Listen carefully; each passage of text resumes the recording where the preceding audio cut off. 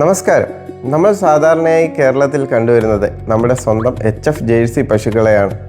എന്നാൽ ഇന്ന് നമ്മൾ പരിചയപ്പെടാൻ പോകുന്നത് ഇന്ത്യയുടെ സ്വന്തം ബ്രീഡും നമ്മുടെ നാടൻ ഇനവുമായ ഗുജറാത്തിലെ ഗിർ പശുക്കളെ കുറിച്ചാണ്. ഗിർ പശുക്കളുടെ ഉത്ഭവം എവിടെ നിന്നെന്ന് നോക്കാം. ഗുജറാത്തിലെ സൗരാഷ്ട്ര ഗിർ പ്രദേശങ്ങളിലാണ് ഗിർ പശുക്കളുടെ ഉത്ഭവം.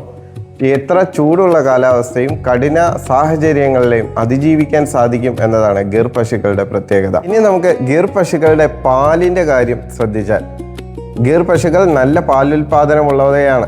20 ലിറ്ററിന് മുകളിലേക്ക് പാലുൽപാദനം തരുമെങ്കിലും എല്ലാ ഗിർ പശുക്കളും ഒരേപോലെ പാൽ തരണമെന്ന് നിർബന്ധമില്ല. ഗിർ പശുവിനെ വാങ്ങുമ്പോൾ അല്ലെ ഒരു കിടാവിനെ വാങ്ങുമ്പോൾ പ്രധാനമായും ശ്രദ്ധിക്കേണ്ട കാര്യം അതിൻ്റെ രൂപമോ ഷെയ്പ്പോ അല്ല, അതിൻ്റെ മാതാപിതാക്കളുടെ ഗുണനിലവാരം കൂടി അറിഞ്ഞ ശേഷം മാത്രമേ നിങ്ങളൊരു ഗിർ പശുക്കളെ സ്വന്തമാക്കാൻ പാടുള്ളൂ.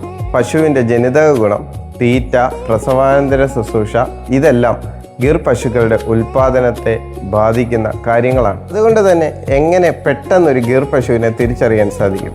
വളഞ്ഞതും നീളമുള്ളതുമായ നെറ്റിയും കൊമ്പുകളും നീളമുള്ള ചെവിയും അതുപോലെ തന്നെ അതിൻ്റെ ഹമ്പുകളും നോക്കി വേഗത്തിൽ ഒരു ഗിർ പശുവിനെ തിരിച്ചറിയാൻ സാധിക്കും. അപ്പോൾ തന്നെ താർപാർക്കർ പോലത്തെ മറ്റിനങ്ങളും ഗിർ പശുവുമായി ഏകദേശം സാമ്യമുണ്ട്. കേരളത്തിലെ കാലാവസ്ഥയിൽ ഗിർ പശുക്കൾ അനുയോജ്യമാണോ എന്ന് ചോദിച്ചാൽ തീർച്ചയായും അനുയോജ്യമാണ്. കേരളത്തിലെ ചൂടുള്ള കാലാവസ്ഥയോട് നാടൻ ഇനമായതുകൊണ്ട് തന്നെ വേഗം ഗിർ പശുക്കൾ ഇണങ്ങിച്ചേരും. സീലിലെ ഡയറി മേഖലയിൽ വളരെയേറെ പ്രധാനപ്പെട്ട ഒരു ഇനമായി ഗിർ മാറിയപ്പോൾ HFനെ പോലെയുള്ള ഇനങ്ങളുടെ ഗുണങ്ങൾ കൂടി ആഡ് ചെയ്തുകൊണ്ട് ഗിർ ലാൻഡോ പോലെയുള്ള ബ്രീഡുകളെയും കൂടി ബ്രസീലിൽ ഉൽപ്പാദിപ്പിച്ചെടുത്തു. വളരെയേറെ പാലുൽപാദനമുള്ള ഇനങ്ങളാണിവ. ഗിർ പശുക്കളുടെ പാലിന് കൊഴുപ്പ് കൂടുതലായതിനാൽ പാല്, അതിനു പുറമെ നെയ്യ്, വെണ്ണ തുടങ്ങിയ ബൈ പ്രോഡക്റ്റുകൾ ഉൽപ്പാദിപ്പിക്കാനും കർഷകർ ഏറ്റവും ഇഷ്ടപ്പെടുന്നത് ഗിർ പശുക്കളുടെ പാല് തന്നെയാണ്. ഗുജറാത്തിലെ ഗിർ പ്രദേശങ്ങളിൽ ഉത്ഭവിച്ചുവെങ്കിലും ഇന്ത്യയിലൊട്ടാകെ, നമ്മുടെ കേരളത്തിലും ലോകത്തിന്റെ പല ഭാഗങ്ങളിലും പ്രിയങ്കരിയാണ് നമ്മുടെ സ്വന്തം ഗിർ പശുക്കൾ.